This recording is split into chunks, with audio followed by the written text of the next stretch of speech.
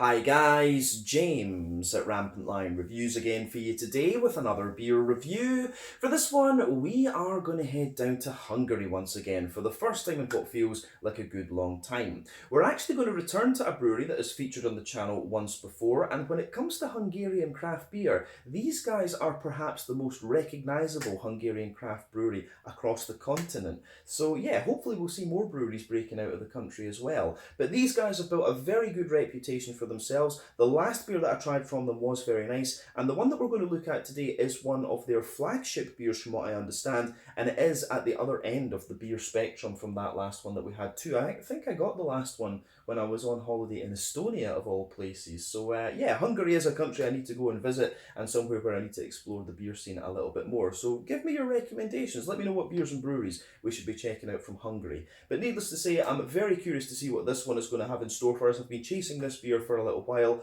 Hopefully it's another good one. Hopefully it makes for an interesting review. And as always, I hope that you guys enjoy my take on this one as well. So yeah, for this review then, we are going to go to the Hungarian capital, Budapest, and we're going to have a look at my second beer from Mad Scientist. So this particular beer is called Liquid Cocaine. It comes in at 9% ABV. This one is a double IPA, and I think it might actually be a West Coast IPA, just going from the list of ingredients on there. I'm not 100% sure exactly what kind of IPA, but like I say, this is one that I've wanted to try for a good wee while. I bought this beer at the Beer Hive in Amar in southern Copenhagen, and this is one that I know Jessica and Nicolina have had for quite a wee while. It's come in 2 or 3 times, and I've always missed it when I've actually been over there. So finally managed to get a hold of a can to take a look at. I know that they very much like the beer, and yeah, I'll put the link to their shop in the video description for you below. I pick up most of my Danish beers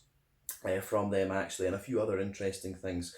They've got lots of interesting things, of course, but there's always a few things in there that just catch my eye. But like I say, nice to return to Mad Scientist after about 2 years, I think it is. Hopefully we can do some more Hungarian reviews in the future, but let's crack on with this one then and see what we have. You might also notice actually that the beer has a bit of a dent in the can, and that's because it fell out of my bag as I was coming into the house yesterday. Somehow it had opened. So we're reviewing this beer very quickly. But yeah, as always with my reviews then, I'll tell you a little bit about the brewery before we taste the beer. If you want to get straight to the tasting, just fast forward. All the usual links are in the video description below. That's the brewery website, the link to my other reviews that I've done from Mad Scientist before, and we will no doubt add more to that list in the near future. But there's all the usual social media down there. If you want to see more reviews, do please consider subscribing to the channel.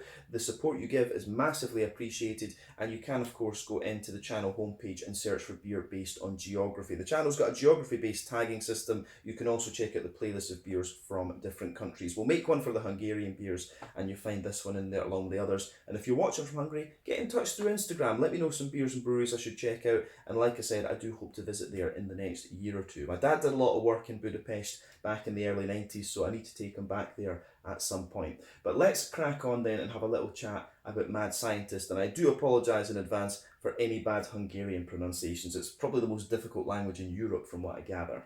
But yeah. So, Mad Scientist, as I mentioned to you already, are based in the Hungarian capital, Budapest, and they were founded back in 2016 by Szabadtarian, Tamás Zsilagi, and Gergo Zavojsky. So Tamas and Saba attended the same high school in Budapest, although 1 year apart, whereas Tamas trained in psychology while Saba trained as a bioengineer. But Tamas and Gergo apparently met in a homebrewing competition, and he actually has a background as a mechanical engineer. But soon after, the three began brewing together, and they later compiled their savings and took a loan of 90 million Hungarian florins, which is about 250,000 euros, to fund their own brewing space. But the brewery itself is located on the site of the former Royal Brewery, which in Hungarian, again I'm going to mess this up, this was the Magyar Királyi Szarvasda, and they started working on this site back in 2015 and released their first beers in 2016. But over the course of their first full year, they produced 20 different beers. They've won numerous awards over the last few years as well, and they've just been working to gradually expand the capacity of the brewery. But as of October 2022, when I'm filming this review for you, according to Untappd, these guys have produced around 200 different kinds of beers. They've done a lot of imperial stouts. There's a good number of kind of sour beers in there now, like modern sours, and they've also got a good bunch of IPAs and things like that as well. But like I say, this one is one of their flagship beers. Liquid Cocaine seems to be their flagship double IPA, and I've seen this one 2 or 3 times over in Copenhagen, but never in person. I've seen it on the web shops and things, but finally I got one. But yeah, as I say, Mad Scientist, very, very well respected brewery these days, and they are probably the most recognisable Hungarian craft beer brand outside of Hungary. I'm sure others will start to follow outside of there soon as well. But I've heard very good things about the Hungarian beer scene. I know there's the Budapest Beer Week, so that is something that I need to go and check out at some stage. But yeah, I think that is everything we really need to say about Mad Scientist Brewery. Again, apologies for the bad Hungarian pronunciations, but if you want to learn more about these guys, you can check out the brewery website, you can follow them on Facebook and Instagram to keep up to date with all the latest goings on, and of course you can check out the Untappd page to learn more about all the different beers that they've done, or you can have a look at my older review if you want to see one of their kind of old school beers when they were still doing bottles. But yeah, let's get this guy out then and we'll get on with the tasting. I'll just let you have a wee look at the artwork on this one before you open it up. I do like this thing, how it's kind of like a skull, but it's also like a kind of machine of some sort as well. You can see the wee person in there. But yeah, this sort of eye with the wings on it, I believe, is one of the symbols of Mad Scientist. You also have this symbol on the back here, which we've seen before. And yeah, I do like this one. It has the little thing there as well, independent craft brewery. This one is a 440 milliliter can, as we said earlier. This one is a double IPA. In the ingredients, it just has barley listed, so I'm guessing this one may well be a more old school West Coast IPA. The description that they give is citrusy, fruity, malty, and strong, of course, packed with 4 different American hops, creating a viscous harmony. The well-hidden alcohol makes this beer easy to drink, maybe too easy. But yeah, black top on the can there. You can see I took the sticker off this before, but there are, you know, there are a few little dents in this one from when it fell out my bag. All the other beers kind of survived, of course, but it's a bit annoying actually. It's the one brewery that I haven't done in a long time, and it's their can that gets a little dent in it. But, you know, it still looks good. It still looks good. Nice artwork as always. But yeah, 9% double IPA this one. Let's crack it open and see what we have. But yeah, it should be good. It should be fine. It happened last night. Beer was put in the fridge, reviewing it at lunchtime. Taking a break from coding because it's needed. It really is needed sometimes. There we are. So, yeah. This looks good. This does look good. So, anyway, this is quite interesting. I'm getting the impression from this may well be more of what we would call an American IPA, you know, somewhere in the middle of New England and West Coast. But yeah. Anyway, so you can see that this beer's poured with a half finger of a frothy, I would say kind of cream coloured head. There's a mix of small bubbles in there and bigger ones, which looks very nice. And you can see that it's got this lovely kind of rich amber colour. But yeah, 1 or 2 big bubbles sticking toward the bottom of the glass there at the side. You can see a couple of little ones going up toward the bottom of the head there. But overall, it does look pretty nice actually. I think this beer goes together very, very nicely. Yeah, colour-wise, I would say this one's a kind of medium rich amber. It's not the darkest of amber that we've come across, but yeah, it's got a little bit of hazy character to it as well. I guess that'll be due to the fact that it'll be unfiltered. But yeah, remember the colour of your beer depends on 1, the type of malts that you use. This goes a long way to determining your EBC rating. 2, length of your wort boil is also going to play a role, because the longer you boil the wort, the more the sugars caramelise, and thus you get a darker colour of beer. Any barrel aging that you do or any adjuncts that you put in will also affect the colour of the beer too, but when it comes to most IPAs, you don't have to care about that quite often. So yeah, colour-wise and appearance-wise, this one is kind of exactly as you would expect from an IPA, but it certainly looks a little bit more like a kind of West Coasty American IPA rather than the New England hazy sort of thing. So yeah, appearance-wise it looks good. If we shine the light through it, as I say, it does have a little bit of a more natural hazy quality to it, but yeah, this beer is pretty damn fresh. I mean, Jessica and Nicolina always get these Hungarian beers pretty fresh. So yeah, I don't think we need to say any more about the appearance of the beer. You can see the head is faded away to be a nice kind of thin foamy layer and a thicker ring just around the edge of the glass there. But yeah, looks good. Let's take a look at the aroma then and see what we have with this one. Oh yeah. Now, this beer is pretty old school. I'm going to say that straight away. It smells good actually. There's something just very familiar about this. Now, I wouldn't be surprised. There are a few sea hoppy elements to this one. You know, the old Cascade, Chinook, Columbus, Centennial, all of these, and Citra, you know, all of these kind of things. So I wouldn't be surprised if this is like I think there's maybe like one bittering hop or two bittering hops in here, and then two aroma hops. I wouldn't be surprised if it's something like that. There is just something very, very familiar about this beer. Maybe Citra, Mosaic, and something else. Don't know. It's always nice to play guess the hops with these beers anyway. But the first thing you'll notice about this one, it actually is really quite well balanced. The green component in this one isn't too pungent, which makes me think mainly it's relying a little. It might well be relying a little bit more on late addition and dry hopping rather than early addition hopping. We'll come back to that later. But you've got a nice bit of maltiness in there. I do quite like that. I've missed having a more kind of malty IPA, so definitely a little bit of brown sugar. You've got some nice oily fruits in there, and as I say, there is a little bit of green component, but it's not madly present, if that makes sense. So yeah, aroma wise, this beer I think is pretty interesting actually. Yeah, so let's break this one down and just describe it for you a wee bit more in depth. So in the malty side of things, this beer, absolutely, a little bit of kind of fresh white bread crust in there. That forms the backbone of the beer. There's a mix of sort of thick white bread and also kind of wholemeal brown bread in there as well above that. Yeah, definitely. Little, as I say, bread crust, little bit, a mix of a kind of white bread and wholemeal brown bread.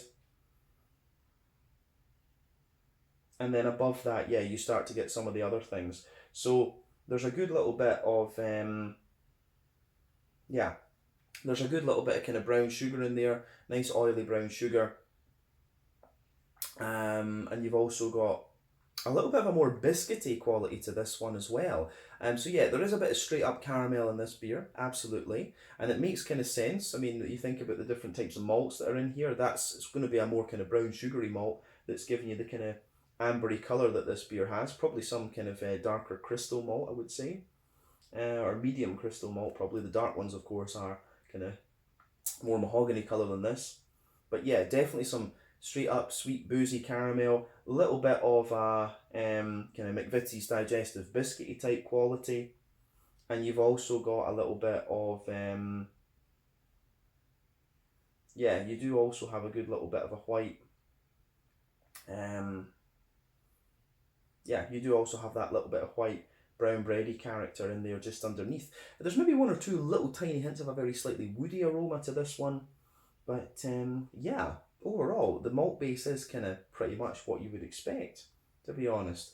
Yeah, it gets a little bit more grainy, I think, the more that you smell of it too. But I think we've said what we need to about the malty side of the beer. Let's focus on the hoppy side of it and fruity side as well.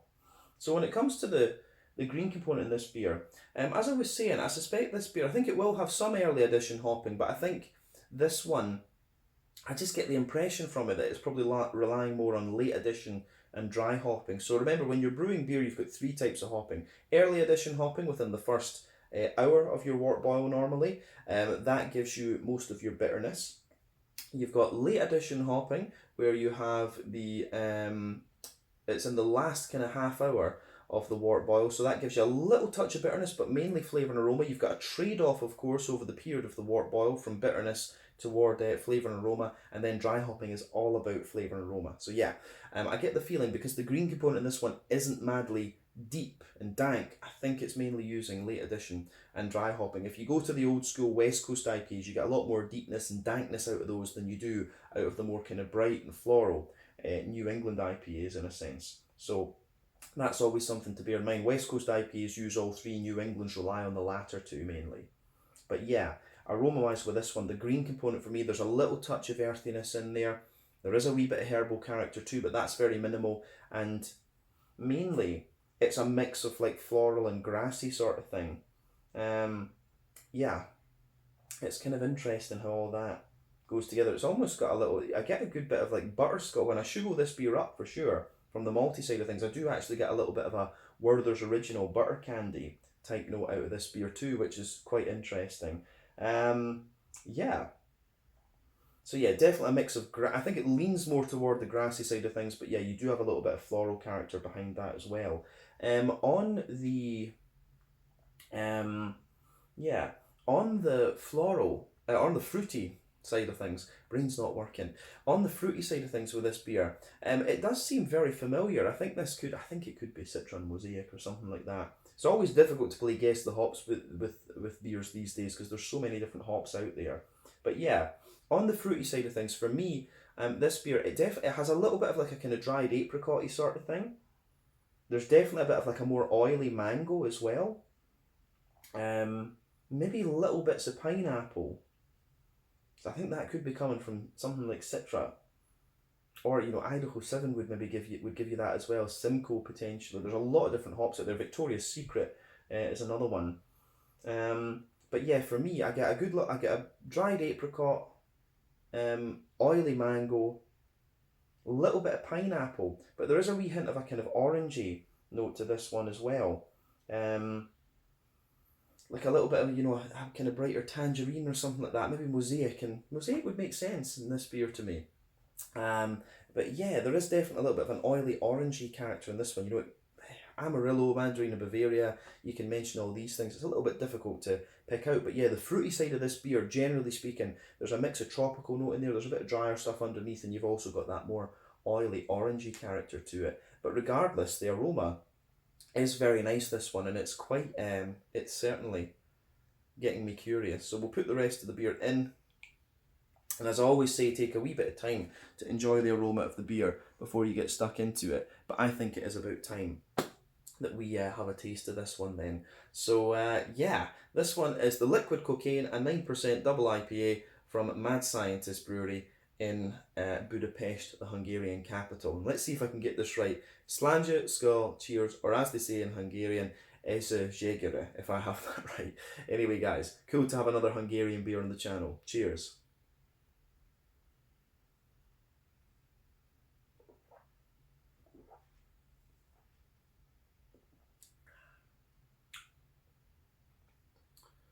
Yeah. This is pretty damn good actually. First impression of it. It is more, if I was to describe this, I'd say it is one of these kind of American IPAs. There are elements of kind of New Englandy character in there, but it has got a little bit more West Coasty side to it. Regardless, I think it's pretty nice. It is pretty interesting.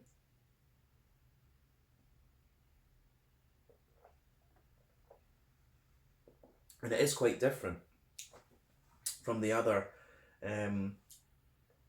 IPAs I've had in recent times. So they're saying on the back of the can it's maybe too easy to drink, and I can see what they mean. This beer, it hides its alcohol very, very well. But the thing you always have to remember with these beers is that when I've found this with the New Englands recently, the thickness and creaminess that I used to get from the single and the double New Englands, you now have to go to the triples and the quadruples to get that same feeling. So this is maybe one of the things is that a lot of the IPAs these days, there are a lot of double IPAs floating around out there. So, you maybe just don't taste the alcohol and stuff, and you don't taste the booziness in these beers in the same way as you would when you first start drinking craft beer. I have to remember now the channel's been going about 10 years, which is crazy.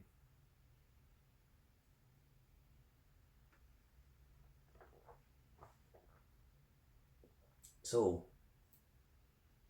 yeah, but this beer for me is really interesting. It's actually very, very smooth. It's quite oily. It's quite silky. It's got a nice, as I say, nice oily fruitiness to it. Good bit of breadiness and sweetness in the backbone. And green component isn't actually too prominent in this one. So, if anything, it's more like a kind of modern take on the West Coast. It certainly doesn't have the big bitterness that that the West Coasters used to have back in the day. So yeah, it's interesting. We don't, of course, have to put beer into a particular style category. The main question is whether it's good, and it is. It's a nice beer. Certainly is quite a nice beer. So let's break this down and describe it for you a wee bit more in depth, if you like.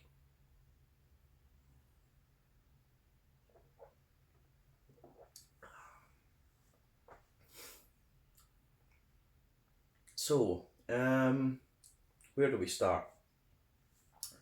On the malty side of things then, we'll start on the middle third of your palate. So backbone of the beer, you absolutely have a little bit of that fresh white bread crust. That forms the backbone of the beer. On top of that, you have the kind of dense layers of white and wholemeal bread. So I think the first layer is the more kind of wholemeal, brown bready sort of thing. Then above that, you have the white bread. So absolutely got some of that going on.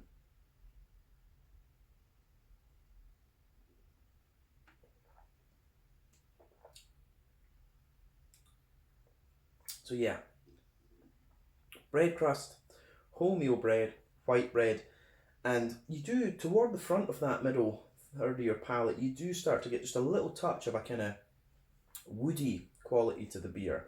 So yeah, the way that goes together is quite nice, I have to say. And the beer, the whole malt base in this beer does sweeten up the more that you drink of it as well. So above that kind of white bready layer, you can feel there's a sort of circle in the middle of your palate. And the base of that circle is almost a little bit kind of, you know, butterscotchy, butter candy, like you have that kind of Werther's Original sort of thing there. But as you go into the dead centre of your palate, you start to get a more, straight up sweet caramel type vibe to it.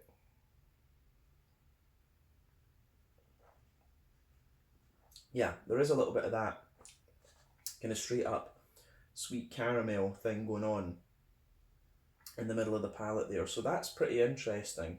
Yeah, so oily caramel on the dead centre palate. You do start to get some of the booziness out of that when you focus on it. But yeah, it moves out a little bit. Yeah, it does start to move out a little bit. You get a little bit of that kind of Werther's Original butter candy sort of thing. And then, moving out toward the edge of the palate, you get a wee touch of the, you do get a little touch of a kind of McVitie's digestive biscuity note to the beer. So, it goes together really quite well in that sense. Interesting stuff for sure. But it is quite old school in some ways. You do get you get quite a bit of Werther's Original butter candy out of this beer the further you go into the aftertaste. I think we've said everything we need to though about the middle third of the palate in this beer. So yeah, let's go to the back third of the palate then. So the border region between middle and back third of your palate, again you get a little bit of a kind of bready build up there.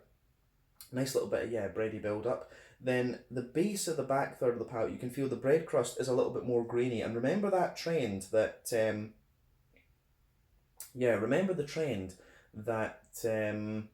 more bitter and dry flavours come out further back on the palate, sweeter and fruitier ones come out further forward. So yeah.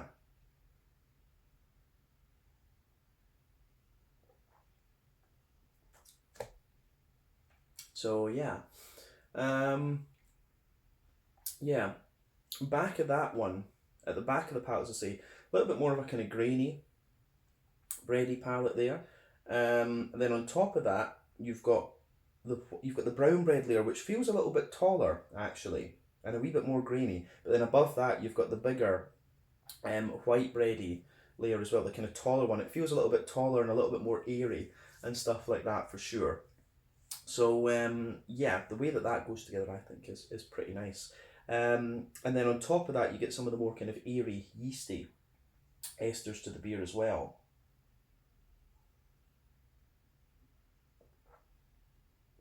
So on top of that, that airy, yeasty kind of note, it is more like a slightly farmhousey bread, but there is a wee bit of like an almost honeycomb type thing sitting within that too.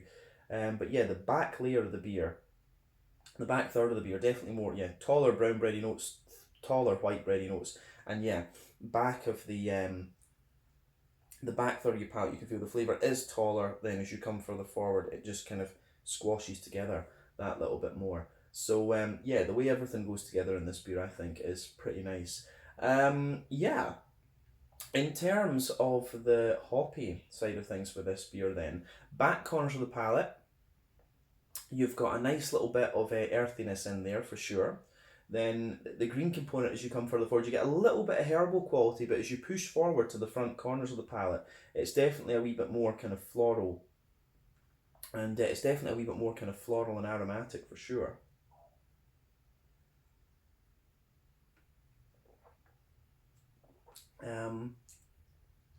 Yeah, so yeah, nice little bit of floral aromaticity coming out of the beer.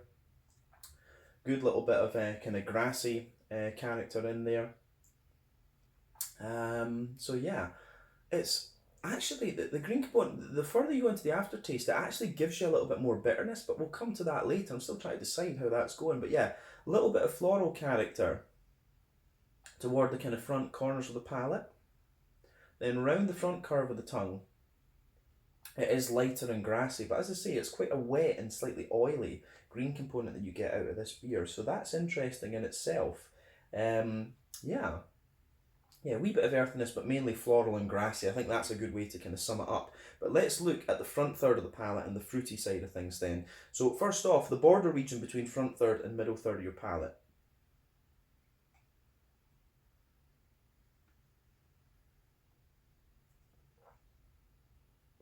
So, yeah, border region there is kind of white bready again. The base of the front third of your palate is more sort of white bready. And on top of that, you've got that nice oily bubble where the juicy fruity esters roll their way out of the beer. So yeah, it's kind of interesting. It's kind of what I was picking up in the aroma.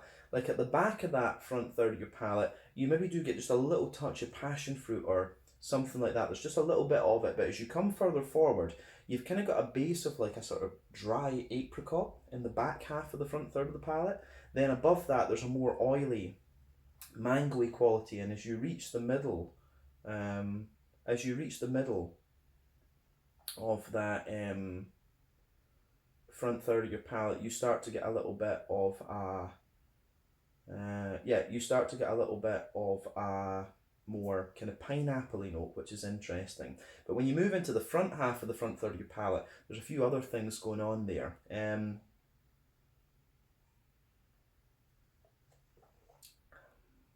Yeah, there's a wee bit of a slightly tangerine-y, orangey sort of thing, and maybe just a wee hint behind the very front tip of the tongue, maybe just a little touch of like an oily lime or something like this. There is just a little bit more of a kind of citrusy element to this one.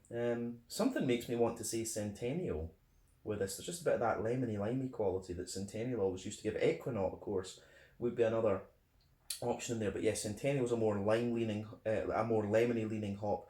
Equinaut is a more lime leaning one. Motueka, of course, would do the same job as Equinaut for the most part.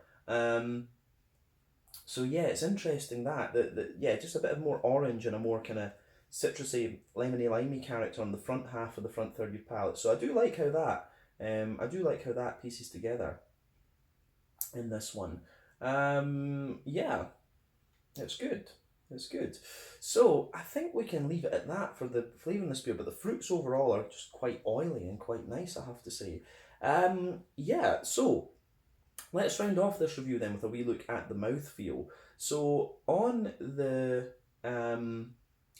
overall, I would say the mouthfeel of this beer, it's kind of bottom end of full bodied, top end of mid bodied.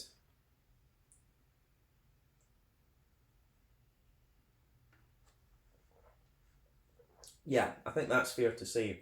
Overall, the beer, it's actually got quite an oily and kind of slick mouthfeel to it. In terms of bitterness, this beer doesn't have that much IBU to it. I thought it would build a little bit more as we drank more of it, but it really doesn't. But you can see I've drank a bit more of this one than I usually do in reviews because, as I say, it is ridiculously easy to drink this one. But yeah, I would say at most, I think this is about 25-30 IBUs. I really don't get that much bitterness out of this beer at all. But always take my IBU counts with a pinch of salt. This is my weakest point of beer reviewing. The malt base, as we said, is actually quite bready. There's a good degree of sweetness in there as well. The malt base almost just gives this beer a little bit of a raw feel. It's almost got a little bit of that kind of old school, USO5 raw homebrewed type quality to it from the breadiness in here. So that's interesting. As we say, maybe about 25-30 IBUs. Malt base is kind of smooth but also a bit sweet, and you've got that nice oily fruity character as well. So from the fruits, so yeah, interesting beer, this one. Quite strikes me as quite old school in some ways, and as I say, it has this little bit of USO5 ale yeast rawness to it, which is something I've not had in a good wee while. But stylistically, I would say this one is kind of American IPA. It's got a little bit of the kind of New Englandy smoothness and things in it, but yeah, it's got a little bit of that old school homebrewed West Coast IPA type vibe to it, which I find quite interesting. But yeah, for 9%, this is stupidly easy to drink. So yeah, be careful with this one.